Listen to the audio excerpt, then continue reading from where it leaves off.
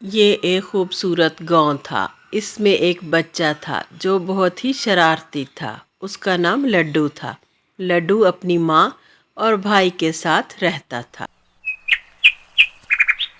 احمد، میں تمہاری نانی کے گھر جا رہی ہوں بیٹا۔ اپنا اور اپنے بھائی لڈو کا خیال رکھنا، اور لڈو تم بھی شرارت مت کرنا۔ میں شام تک واپس آ جاؤں گی۔ میں ایک شرط پر بھائی کو تنگ نہیں کروں گا۔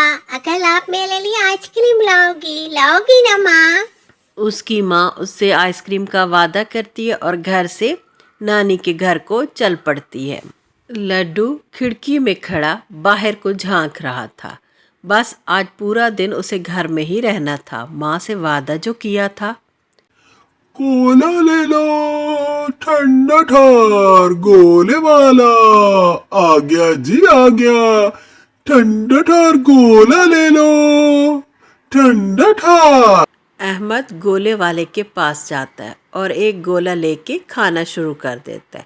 اس نے سوچا تھا کہ گولا ختم کر کے تو لڈو کے لیے بھی ایک گولا لے کے گھر چلا جاؤں گا۔ ارے یہ تو گولے والا آ گیا۔ چھوڑو ماں سے کیا ہوا وعدہ، میں جا رہا ہوں باہر گولا کھانے۔ ہائے میرا ٹھنڈا ٹھار گولا، میں آیا۔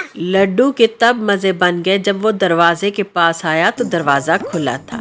پھر کیا تھا، لڈو دروازے سے باہر آیا اور ایک طرف کو بھاگ کھڑا ہوا۔ یا اللہ خیر یہ نہ ہو دروازہ کھلا دیکھ کے لڈو باہر بھاگ جائے۔ چل احمد جلدی گھر کو پہنچ۔ دوسری طرف دو ٹھگ بھائی متو اور فتو بیٹھے باتیں کر رہے تھے۔ ان کی نظر لڈو پر پڑی۔ اگلے ہی لمحے وہ لڈو کے سر پر پہنچ گئے۔ لڈو بیچارہ پہلے ہی اداس کھڑا تھا کیونکہ گولے والا جا چکا تھا۔ انہوں نے جلدی سے لڈو پر چادر ڈالی اور لڈو کو لے کر وہاں سے بھاگ کھڑے ہوئے، اور پھر لڈو چیختا رہا، ارے چھوڑو مجھے، کیا بچے کی جان لوگے؟ کم بختو مجھے چھوڑ دو۔ وہ لڈو کو اپنے ٹھکانے پر لے آئے اور یہاں پر بند کر کے چلے گئے۔ اب لڈو سوچ رہا تھا، اگر میں پیٹ کے بالے میں نہ ٹھوتا، ماں کا کہا مان لیتا اور گولا نہ کھانے دیتا تو میرے تھاجے کبھی نہ ہوتا۔ ماں مجھے معاف کر دو، میں نے تمہاری بات نہیں مانی۔ ادھر لڈو کی ماں شام کو جب واپس آئی تو اس کا بیٹا احمد پریشان کھڑا تھا۔ ماں مجھ سے غلطی ہو گئی، میں باہر چلا گیا تھا لڈو کے لیے اور اپنے لیے گولا لینے۔ جب میں واپس آیا دروازہ کھلا تھا ماں، اور لڈو نہیں تھا۔ ارے بیٹا یہ تم نے کیا کہہ دیا احمد، اتنے غیر ذمہ دار۔ اب چلو رونے کا وقت نہیں ہے، آؤ لڈو کو ڈھونڈتے ہیں۔ اور ماں جلدی سے باہر کی طرف بھاگی اور پھر وہ لڈو کو جا بجا تلاش کرنے لگی۔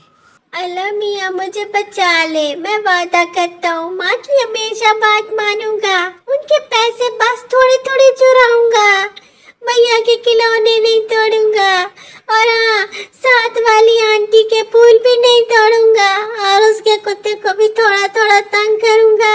آپ تو جانتے ہو نانی کے دانت میں نے چرا کے زمین میں گاڑ دیے تھے، اس لیے کہ وہاں پر دانت اگائیں گے اور میں ان دانتوں کو بیچوں گا اور امیر ہو جاؤں گا۔ اللہ میاں مجھے بچا لے۔ اسی وقت استبل کے باہر سے رحیم چاچا گزر رہے تھے۔ انہوں نے کسی بچے کے رونے کی آواز سن لی تھی۔ پھر کیا تھا، انہوں نے دروازہ کھولا اور اندر آ گئے۔ ارے بیٹا لڈو، تمہیں یہاں کس نے بند کر دیا؟ ہائے میں صدقے جاؤں۔ چاچا بڑھاؤ اس وقت میرا دماغ نہ کھاؤ، کہانی کا یہ کوئی وقت ہے بھلا؟ چلو دونوں بھاگ کھڑے ہوتے ہیں، یہ نو چول واپس آ جائے اور میرے ساتھ تم بھی پکڑے جاؤ گے پھر۔ ہاں، اور پھر اپنے گناہوں پہ معافی مانگتے رہو گے، تمہیں تو اپنے گناہ گننے بھی نہیں آئیں گے، اتنے تو بڈھے ہو گئے ہو، کہاں سے اتنا دماغ لگاؤ گے؟ میں نے تو پھر بھی اپنے گناہ گن لیے تھے۔ چلو بھاگ جاتے ہیں۔ اور تھوڑے ہی فاصلے پہ لڈو کو اس کی ماں نظر آ گئی۔ لڈو بھاگ کے اپنی ماں سے لپٹ گیا اور اپنے گناہوں کی لڈو نے معافی مانگ لی۔ میرے پیارے انڈین ویورز، پلیز مجھے لائک کیا کریں۔